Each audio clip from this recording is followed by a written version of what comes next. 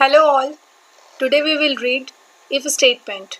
So before we start writing program, first we will understand what is if statement actually is. So if statement, as you read in last class also, if statement is a conditional control statement in which we have to test a condition and accordingly statements will get executed. Means if that condition is true, then the statements followed by if statement will get executed, and if that condition is false, then the statements followed by else statement will get executed. तो अब हम इसको देखते हैं programme के through. इसके लिए आपको एक प्रोजेक्ट बनाना पड़ेगा, new project. Then in categories you have to select Java, then projects, Java application, click on next, project name. If example demo, you can give any name.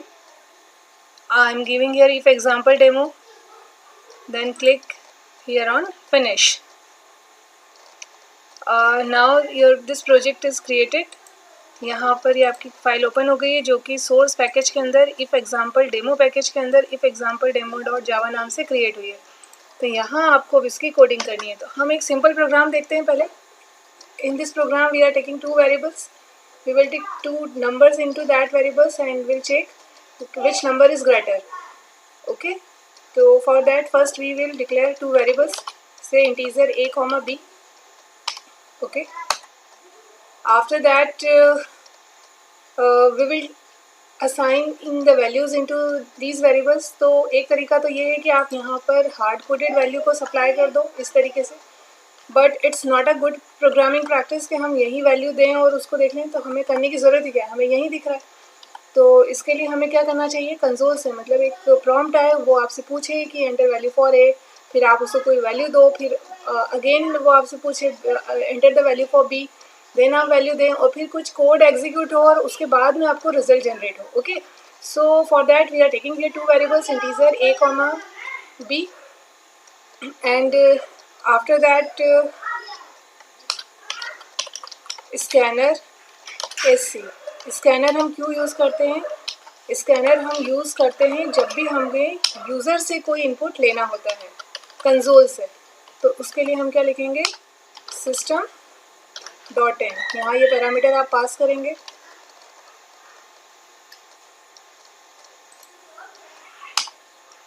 अब यहाँ एरर आ रही है. एरर क्यों आ रही है, क्योंकि स्कैनर क्लास एक inbuilt class है जावा की, जो कि इसके लिए आपको स्कैनर क्लास को इंपोर्ट कराना पड़ेगा आपके प्रोग्राम के अंदर. तो यहाँ क्लिक करो और यहाँ से आ जाओ. अब उसके बाद एक लाइन लिखिए, सिस्टम स्टेटमेंट लिखिए, system dot out dot println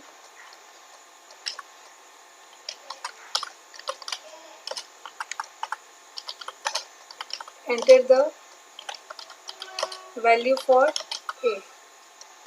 Okay.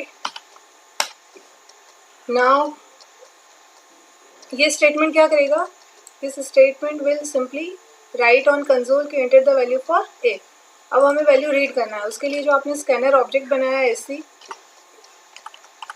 A is assign the value S C dot next int.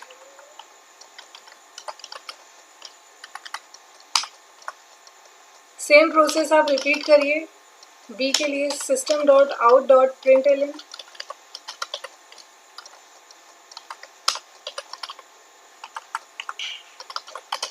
enter the value for b.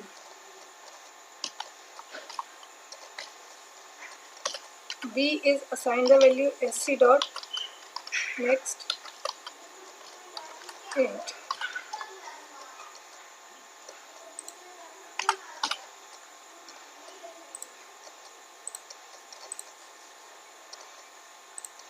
Now here you have to write if logic.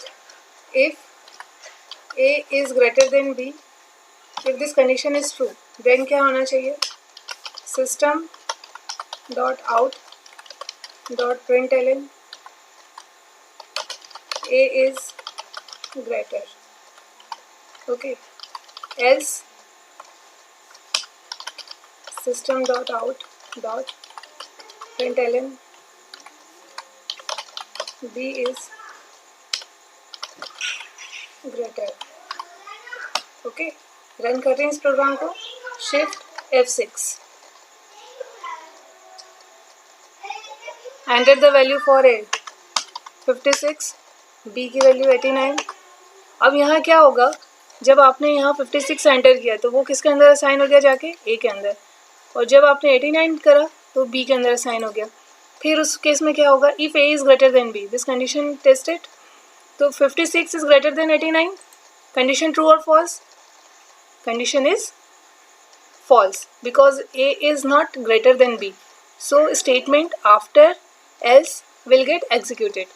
So B is greater and here is the output. Okay. So now you practice this program. If you have system then you can make program on system, and if you don't have system then also there is no issue, you can make this program on copy. मैंने आपको trace करना सिखा रखा है copy के ऊपर, आप करिए, कॉपी पे करने से और कॉन्सेप्ट ज़्यादा क्लियर होता है। ओके, तो अगर आप सिस्टम पे बनाते हैं तो भी एक बार आप इस पर कॉपी पर ट्रेस करिए। Okay, best of luck, thank you.